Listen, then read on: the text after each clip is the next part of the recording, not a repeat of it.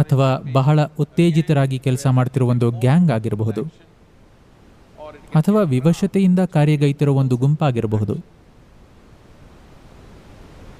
ಮೂಲಭೂತವಾಗಿ ಮನುಷ್ಯರಾಗಿರೋದು ಅಂದರೆ ನಾವು ನಮ್ಮೊಳಗೆ ವಿಕಾಸದ ಆ ಹಂತವನ್ನು ತಲುಪಿದ್ದೀವಿ. ನಾವು ಬಯಸಿದರೆ ಸುಮ್ಮನೆ ಕೂರಬಹುದು, ಕೇವಲ ಇರುವಿಕೆಯಾಗಬಹುದು. ನಾವು ಯಾವ ಕೆಲಸವನ್ನು ಮಾಡಬೇಕು ಅಥವಾ ಮಾಡಬಾರದು ಅನ್ನೋದನ್ನು ನಿರ್ಧರಿಸಬಹುದು. ಇದು ಖಂಡಿತ ವ್ಯಕ್ತಿಗತ.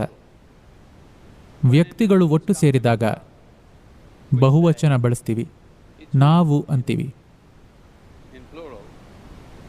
ಆದರೂ ಅಲ್ಲಿ ಒಟ್ಟು ಸೇರೋದು ಇಂಡಿವಿಜುವಲ್ ವ್ಯಕ್ತಿಗಳು. ಇಂಡಿವಿಜುವಲ್ ಪದದ ಅರ್ಥ ವಿಭಜಿಸಲು ಅಸಾಧ್ಯವಾದದ್ದು. ಅಂದರೆ ನೀವು ಕೇವಲ ಒಂದು